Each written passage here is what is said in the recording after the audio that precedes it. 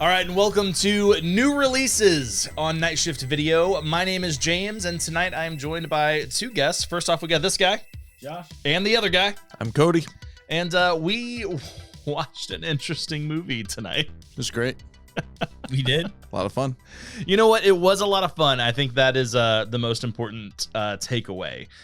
So with new releases, we are watching movies that are obviously newly released. Most of the time, they're probably going to be horror movies. Maybe not every time, but tonight it definitely is. We watched Willy's Wonderland. Nic Cage. Let's go. Nic Cage.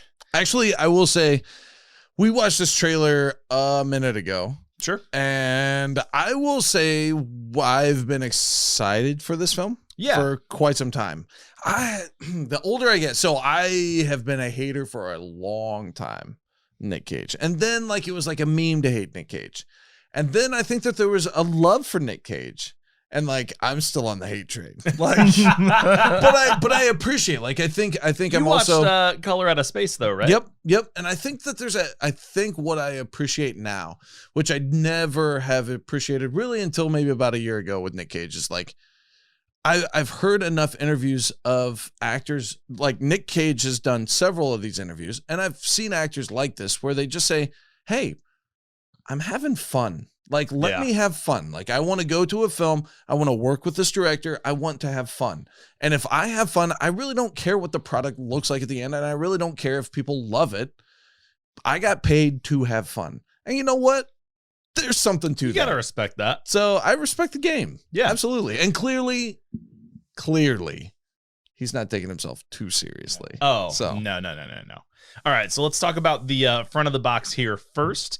So this is the official cover art. We have, we got our Nic Cage boy down here, and then above that, you've got all of the animatronic monsters. Yes. So for the uninitiated, which I'm sure there are very few of, basically this movie is Five Nights at Freddy's ripoff. Apparently, there's been just continuous development hell of the Five Nights at Freddy's movie. Seems like rights have changed multiple times. No one's quite sure if that movie will ever get made, and if it does, who's actually going to make it. Last year, 2019, right? Yeah. Is whenever we got the Banana Splits movie, which was last year was 2020. Yeah, you're right. Yeah, you're right. Technically, 2 years ago, I wasn't going to say anything, but yeah. I'll be that guy. It was when we got that Banana Splits movie, which was essentially WB was in talks to do the Five Nights at Freddy's movie, and they said, "Oh, we don't have to pay for that license. We'll just use the Banana Splits instead and do the same thing."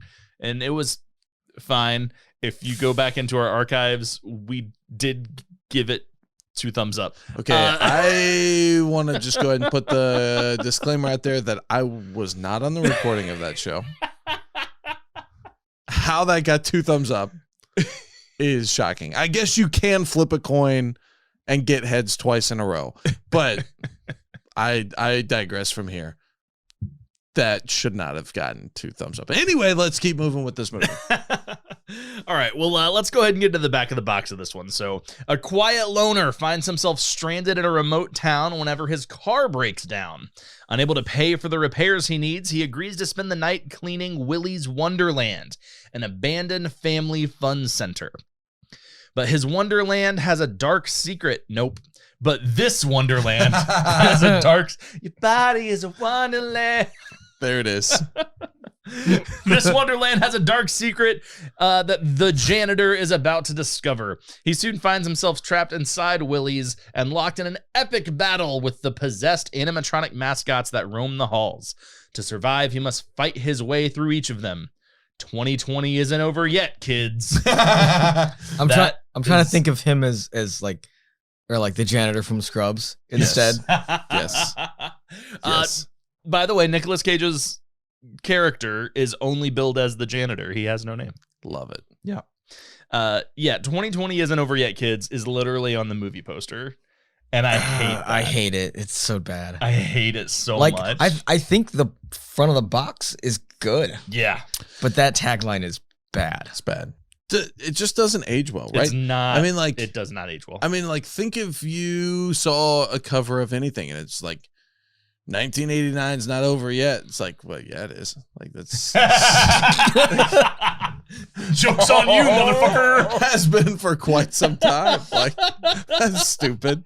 But also, like, I think what we're like, the recency bias is like, let's not highlight that fact, right? Like, also true. Like, I'm done being angry, sad, or otherwise about all of the things that happened in 2020.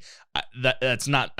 We're not ready to joke about it yet. Yeah, and I would also say, like, when is a year ever a really big draw for entertainment, right? I mean, like what are we bragging about? Unless if it's like, I don't like eras, yes, but years, like, so I don't get it. But I will agree, like, the front of the box is pretty sweet. Actually, I think it makes some of the characters seem more scary than they actually are. Yeah.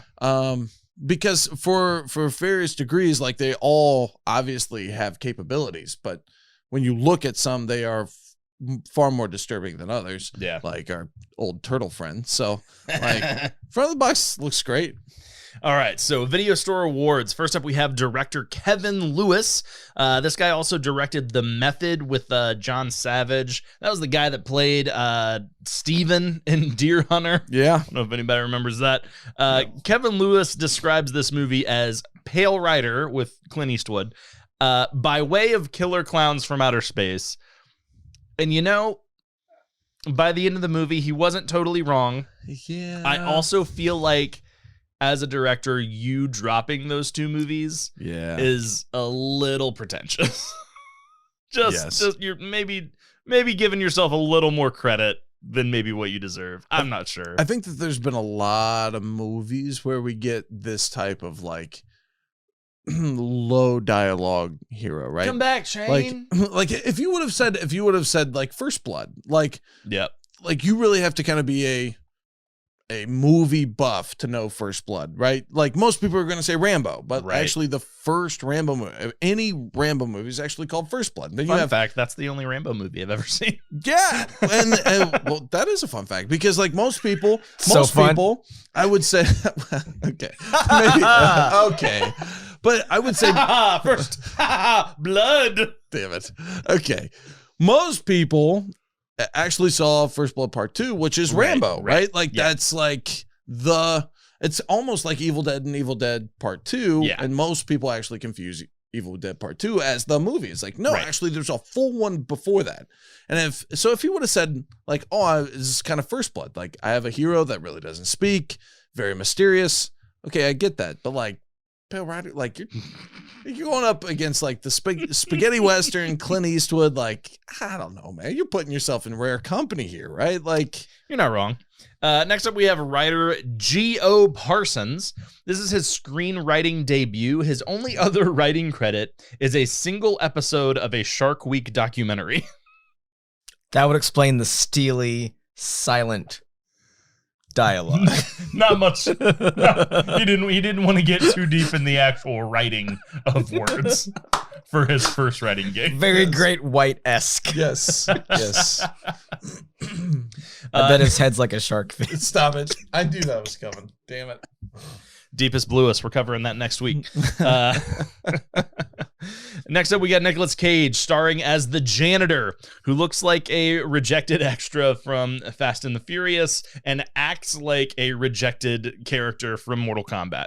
Yes. Then we have Emily Tosta as Liv, who I thought was going to be a bigger part of the movie. Now it seems like I'm questioning why she's in the movie at all. I think it was just emotional draw. I think they were trying to bring something full circle that they didn't. Also drove me nuts. But that's a different, we're trying to move through awards. Distracting. We got a lot of opinions over and here. not in the cool way. The last one we have here is Beth Grant, who plays Sheriff Lund. You know, she gets away with saying things like, "Put your balls on, Evan." And, you know, she's best known for her role as Dwight Schrute's babysitter in the dinner party episode of The Office. At least for us. We weren't invited.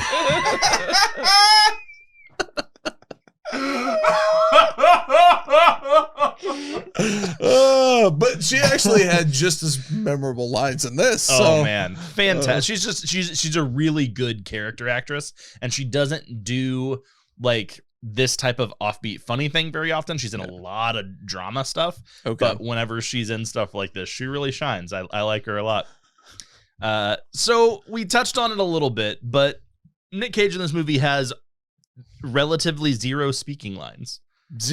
I mean, other than just like grunting and yelling when he doesn't. like, There is no dialogue. He doesn't say any actual words. Yeah. Apparently that was something that seemed really interesting to him whenever he read the script. Sure. Doing a horror movie where he doesn't talk. Seems really easy. You're telling me I don't have to. You want to do half the job you normally do? Sweet. It's perfect. You want to teach a class but there's no students? Beautiful. There I will say, when it started, I would say, like, we're not spoiling anything because it's within the first couple minutes and you're like, oh, he's not going to speak. It starts. Like, it's obvious. Yeah. And I will say, like, I had a full range of emotion of this through the movie. Like, at first I was like, oh, this is a thing. This is dumb. And then later it was like, oh, you know what? Like, I get where they're going. I kind of like it. And then it went back to like, oh, geez, like this is really bad. And then about like 2/3 of the way through the film, I thought, you know what? Like they could have put lines of dialogue in here that he would have ruined. Like, oh, that's true. This is good that he doesn't have speaking parts. Yeah. And then it kind of went back to like, yeah, this is dumb. I full range of motion. Like I feel like everybody's gonna find something in this one little full range of motion. Okay. Full range of emotion. Emotion. Okay, got it. And motion. And motion. Oh, there it is. Yeah, but I like, you know, I mean, I think at times it works and at times it doesn't. And I would say like that's kind of the pervasive thought of this movie is like sometimes it works, sometimes it doesn't. So according to the props department, the character Kathy, who is also known as Bubbles. Yeah, no. She's played by Kaylee Cowan. She chewed over 81 pieces of gum throughout the course of filming because her character was always chewing gum. Yeah, but how many scenes was she in? She's in so little. Popping them in there. Half of her screen time was her chewing doing gum. Doing the business. Not chewing gum. Yeah. I thought this was interesting. So the director, Kevin Lewis, he said his favorite Nic Cage movie is Vampire's Kiss. The reason why I think that is interesting is because that's the exact same thing that Richard Stanley said. Richard Stanley's the guy who directed Color Out of Space. So I feel like there's some kind of trend forming where people really liked Nicolas Cage in Vampire's Kiss, and so now they're trying to cast him in more horror movies. So let me ask you this, because I have not seen Vampire's Kiss, but I've seen this inspiration.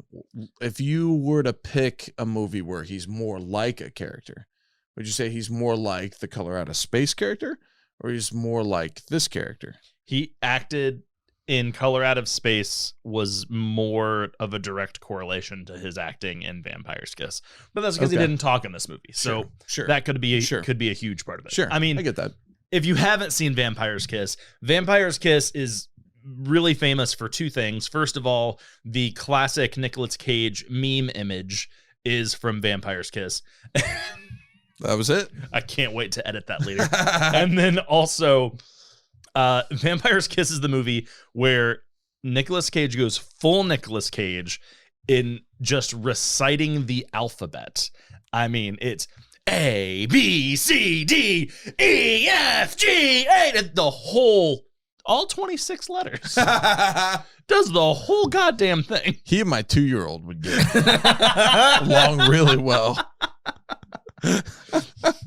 So I don't know. I think it's interesting that we keep bringing up Vampire's Kiss as we're casting Nic Cage. That is interesting. You know, it's just something that's kind of stuck with me. Okay, I got a couple reviews here. First of all, this is currently at a 65% on Rotten Tomatoes, and then this is what Amen Lord on IMDb has to say. 2 words, and then follows up with a lot more than 2 words. Of course. If you watch movies to actually enjoy your time, then go for it. If you're here for some sick perfectionist, like most of the 1 out of 10 raters here, who's expecting every movie to be of Nolan's plot, actors, and script, then this is not a movie for you, nor a place for you to downrate such an entertaining product. 9 out of 10. Oh my God. Went pretty hard there at the end. I know. Also, do we have to shame Christopher Nolan? Like, you know what? Why are we dragging anyone else's Making name into this completely review? different products. Okay, so like, this is another review from X Stall, who is also on IMDb, and they say, "Total wonk and totally wonkers. As woeful as a wallop in the wonads with a weighty whack while watching with overwhelming what the fuck as wickedness is unwound and unwired by wickless wage without winsome whime or wheezin'. Why? 3 out of 10. okay.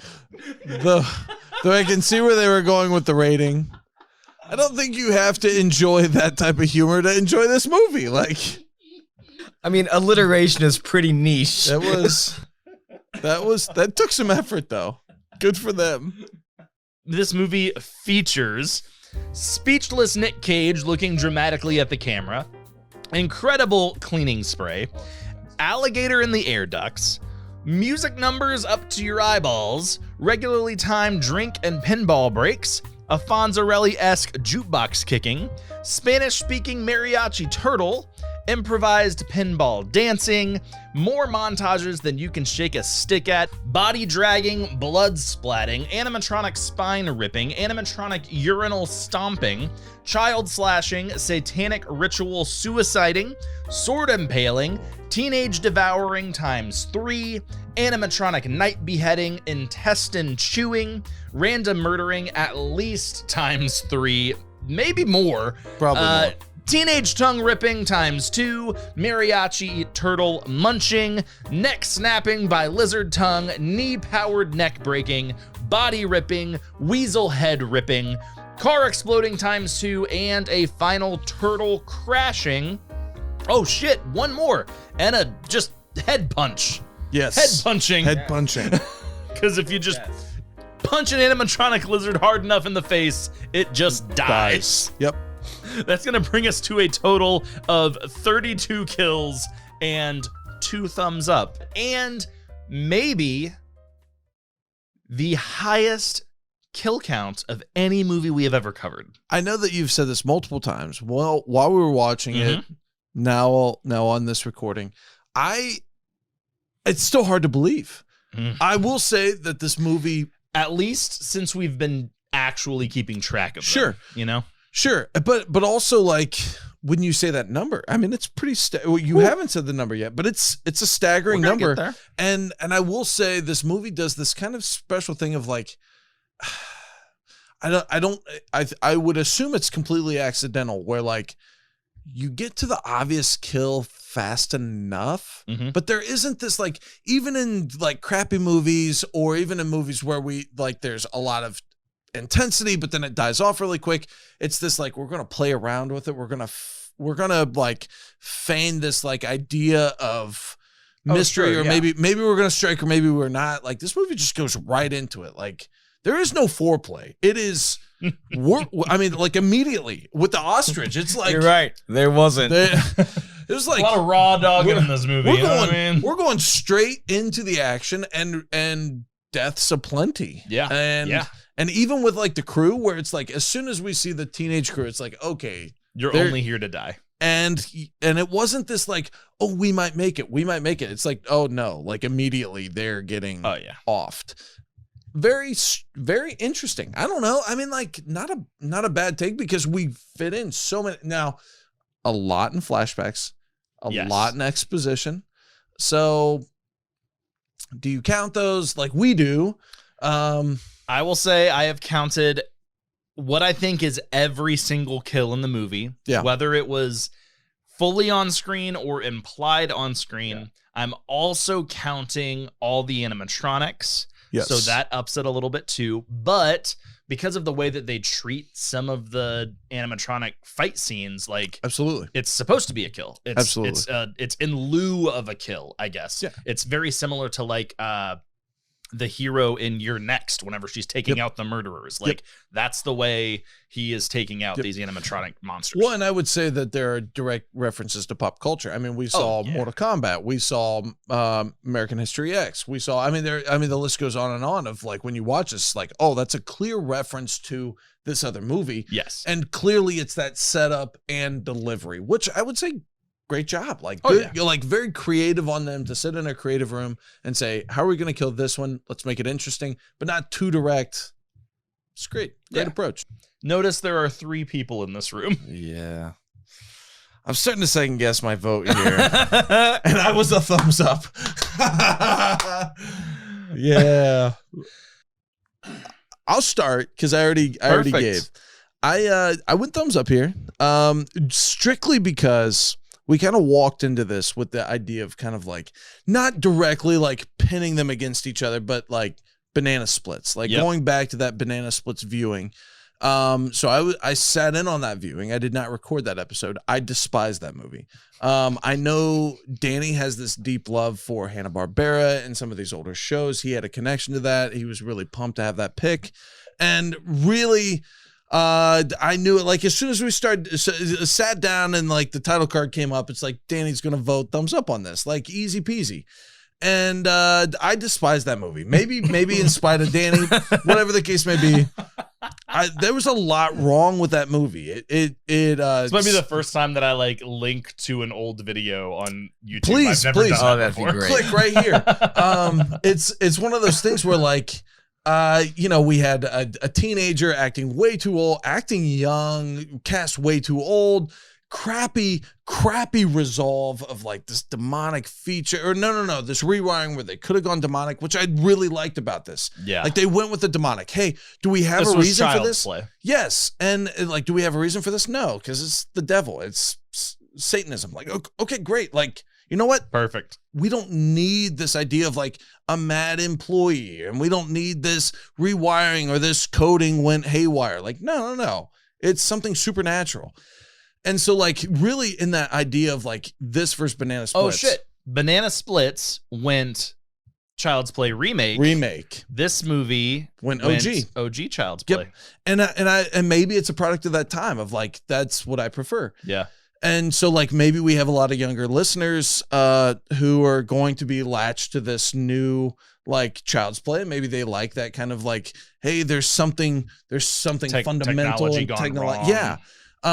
It's not my thing. And so I really despised Banana Split for that. I thought they could have been so creative. And this, I applaud that of like, hey, let's focus on what we want to focus on. And you know what? The supernatural has our answers. So where we come to a crossroads, like, let's go with the easy answer. Let's keep moving down the path of fun. Let's keep moving down the path of kills. Let's keep moving down the path of moving the story forward, not confusing it. Yeah. Ironically, they also chose like 2 huge chunks of exposition. But push comes to shove. Exposition was rough in this film. It's extreme. And there's crappy CGI, but there's also some pretty good like practicals. Yeah. I would say my thumbs up comes from push comes to shove. If you had to choose this or Banana Splits, it's this 10 days out of 10 for me. I can agree with that. Nicolas Cage, and again, I get like this recency bias of like, he's in my eyes right now, and this could change in like a year.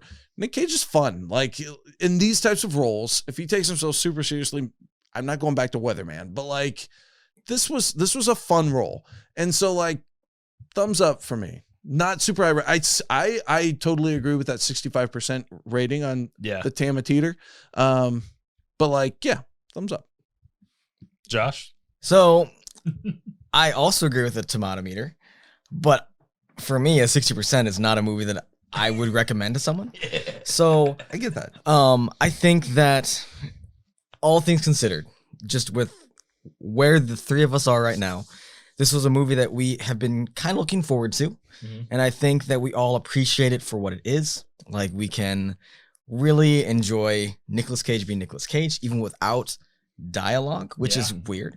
But like he's still himself.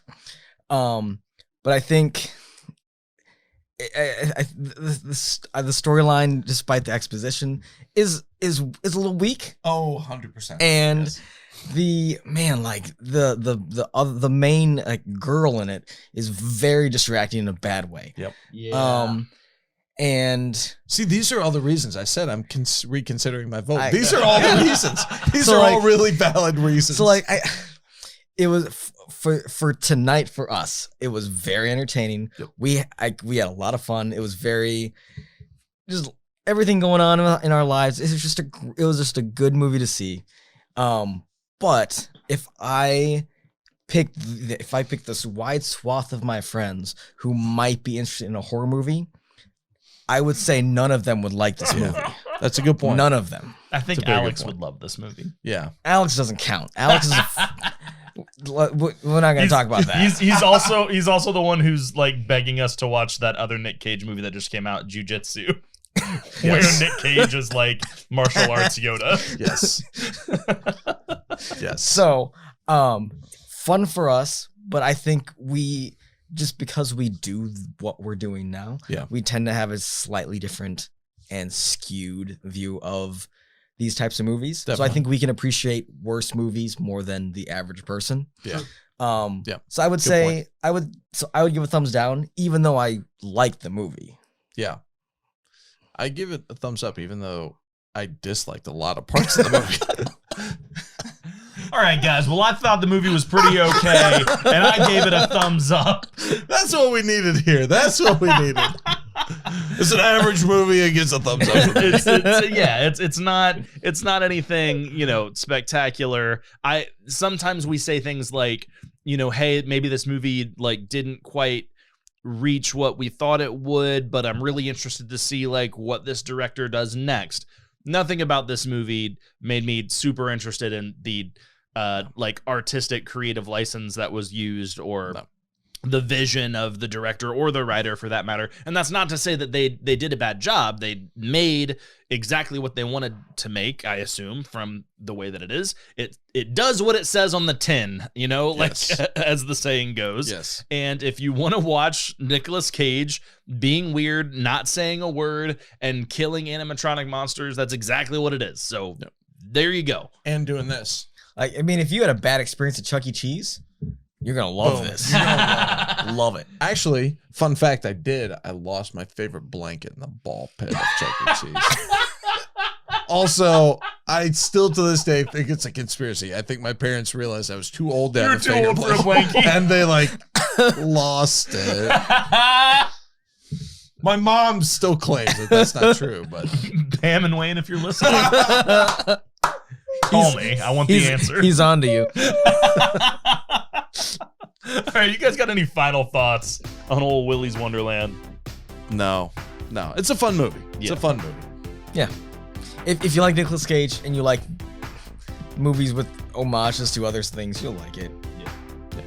So thumbs up, you said. Don't. I would say if you find it free, if possible. That I will say that's probably the hardest thing right now. It is still like an early release movie, so even tonight we paid $15 for it. Yeah. This needs to be on Shudder like yesterday. Yeah. If it's on, if it 100%. was on Shudder and you could watch it with your subscription, go for it. Yep. If it ends up going to Netflix or something, I would be surprised. I feel like this has Shudder written all over it. Yeah. I'm actually really surprised they hadn't bought it yet. I am too. When you say that, like, this seems like it's a prime opportunity.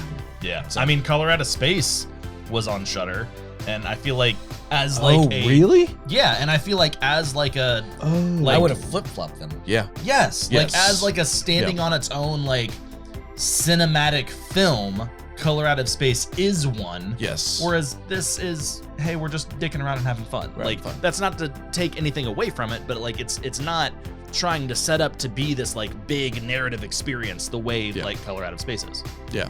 Completely agree. So yeah, I can't believe it's not on Shudder yet. Hopefully it gets on a streaming service soon and more people can watch it because it is fun, but it's not changing the game or anything. So, all right, well that about does it for us here at The Night Shift. You can find us on all the socials at Night Shift Video. That's night spelled Nite. and check us out on all the things. Thanks for stopping in.